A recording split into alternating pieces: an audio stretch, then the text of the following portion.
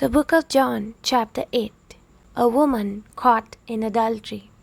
Jesus returned to the Mount of Olives, but early the next morning he was back again at the temple. A crowd soon gathered, and he sat down and taught them. As he was speaking, the teachers of the religious law and the Pharisees brought a woman who had been caught in the act of adultery. They put her in front of the crowd. "Teacher," they said to Jesus, "this woman was caught in the act of adultery. The law of Moses says to stone her. What do you say?" They were trying to trap him into saying something they could use against him, but Jesus stooped down and wrote in the dust with his finger. They kept demanding an answer, so he stood up again and said, "All right, but let the one who has never sinned throw the first stone." Then he stooped down again and wrote in the dust. When the accusers heard this, they slipped away one by one, beginning with the oldest, until only Jesus was left in the middle of the crowd with the woman. Then Jesus stood up again and said to the woman, "Where are your accusers? Didn't even one of them condemn you?" "No, Lord," she said. And Jesus said, "Neither do I. Go and sin no more." Jesus, the light of the world. Jesus spoke to the people once more and said, "I am the light of the world. If you follow me, you won't have to walk in darkness, because you will have the light that leads to life." The Pharisees replied, "You are making those claims about yourself. Such testimony is not valid." Jesus told them, "These claims are valid even though I make them about myself. For I know where I came from and where I am going, but you don't know this about me. You judge me by human standards, but I do not judge anyone. And if I did, my judgment would be correct in every respect, because I am not alone. The Father who sent me is with me. Your own law says that if two people agree about something, their witness is accepted as fact. I am one witness, and my Father who sent me is the other." "Where is your Father?" they asked. Jesus answered, "Since you don't know who I am, you don't know who my Father is. If you knew me, you would also know my Father." Jesus made these statements while he was teaching in the section of the temple known as the treasury, but he was not arrested because his time had not yet come. The unbelieving people warned. Later, Jesus said to them again, "I am going away. You will search for me, but will die in your sin. You cannot come where I am going." The people asked, "Is he planning to commit suicide? What does he mean, 'You cannot come where I am going'?" Jesus continued, "You are from below, I am from above. You belong to this world, I do not. That is why I said that you will die in your sins. For unless you believe that I am who I claim to be, you will die in your sins." "Who are you?" they demanded. Jesus replied, "The one I have always claimed to be. I have much to say about you and much to condemn, but I won't, for I say only what I have heard from the one who sent me, and he is completely truthful." But they still didn't understand that he was talking about his Father. So Jesus said, "When you have lifted up the Son of Man on the cross, then you will understand that I am he. I do nothing on my own, but say only what the Father taught me, and the one who sent me is with me. He has not deserted me, for I always do what pleases him." Then many who heard him say these things believed in him. Jesus and Abraham.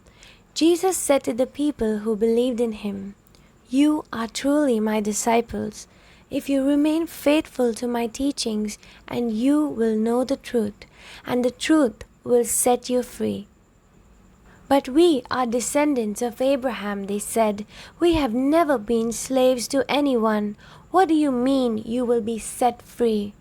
Jesus replied, I tell you the truth. Everyone who sins is a slave of sin. A slave is not a permanent member of the family, but a son is a part of the family forever. So if the Son sets you free, you are truly free. Yes, I realize that you are descendants of Abraham, and yet some of you are trying to kill me because there's no room in your hearts for my message.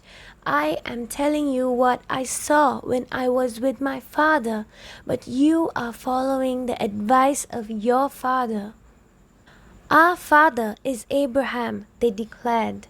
No, Jesus replied. For if you were really the children of Abraham, you would follow his example. Instead, you are trying to kill me because I told you the truth, which I heard from God. Abraham never did such a thing.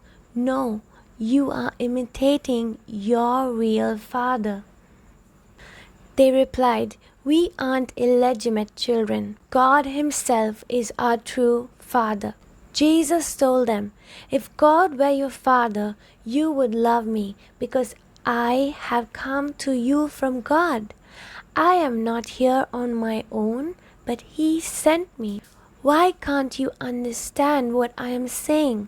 It's because you can't even hear me, for you are the children of your father, the devil, and you love to do the evil things he does. He was a murderer from the beginning. He has always hated the truth because there is no truth in him. When he lies, it is consistent with his character, for he is a liar and the father of lies. So when I tell you the truth, you just naturally don't believe me. Which of you can truthfully accuse me of sin? And since I am telling you the truth, why don't you believe me? Anyone who belongs to God listens gladly to the words of God, but you don't listen because you don't belong to God. The people retorted, You Samaritan devil, didn't we say all along that you were possessed by a demon? No, Jesus said, I have no demon in me, for I honor my Father, and you dishonor me. And though I have no wish to glorify myself, God is going to glorify me. He is the true judge. I tell you the truth. Anyone who obeys my teaching will never die. The people said, Now we know you are possessed by a demon. Even Abraham and the prophets died. But you say, Anyone who obeys my teaching will never die. Are you greater than our father Abraham? He died, and so did the prophets. Who do you think you are? Jesus answered, If I want glory for myself, it doesn't count. But it is my Father who will glorify me. You say he is our God, but you don't even know him. I know him. If I said otherwise, I would be as great a liar as you. But I do know him and obey him. Your father Abraham rejoiced as he looked forward to my coming. He saw it and was glad. The people said, You aren't even 50 years old. How can you say you have seen Abraham? Jesus answered, I tell you the truth. Before Abraham was even born, I am. At that point, they picked up stones to throw at him, but Jesus was hidden from them and left the temple.